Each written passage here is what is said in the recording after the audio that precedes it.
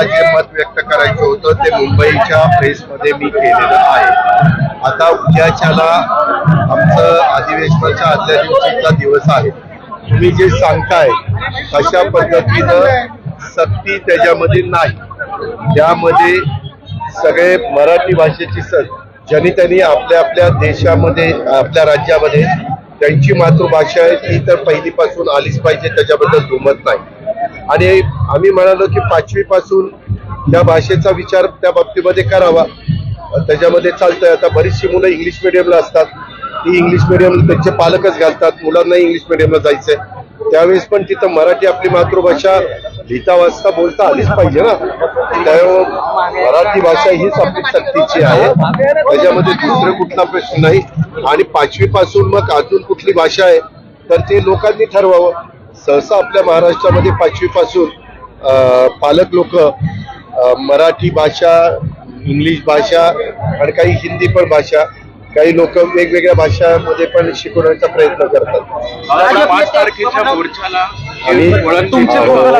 या संदर्भामध्ये आपल्याला उद्याच्याला आमची चर्चा होईल ना.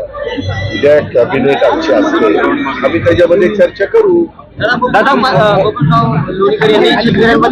त्याबद्दल आहे का स्वतः देवेंद्रजींनी काय स्टेटमेंट केले तुम्ही ऐकले काय? त्या पक्षाचे प्रमुख देवेंद्रजींनी स्पष्ट भूमिका मांडलेली आहे. पुन्हा पुन्हा आता त्याबद्दल बोलणं, त्यांचं बोलणं चुकीचं आहे त्याबद्दल दुमत कुणाचंच नाहीये.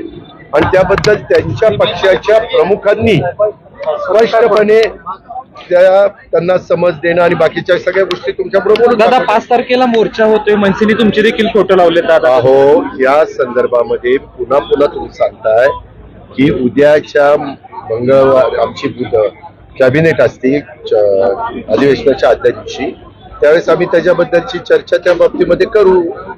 आम्ही कोणी पण त्या गोष्टीच्या विरोध म्हणजे पहिलीपासून हिंदी सक्तीची केलीच पाहिजे या मताची आम्ही नाहीतच. त्याला बीडमध्ये 17 वर्षीय मुलीवर थेट शिक्षकांनी लैंगिक शोषण केले, त्याबद्दल मी ताबडतोब SP आणि कलेक्टरला सूचना दिलेल्या आहेत.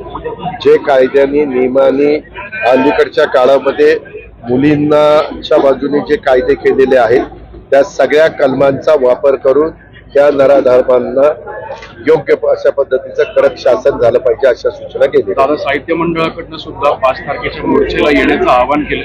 तुम्ही जसं म्हणताय विरोध नाहीये तरी सुद्धा तुम्ही या साहित्यकांची किंवा इतर सगळ्या मंडळींची चर्चा करा. पण ह्यामध्ये माझं पण मत आहे की 5वी पासूनच केलं पाहिजे, त्याच्यावर प्रश्न येतो कुठं.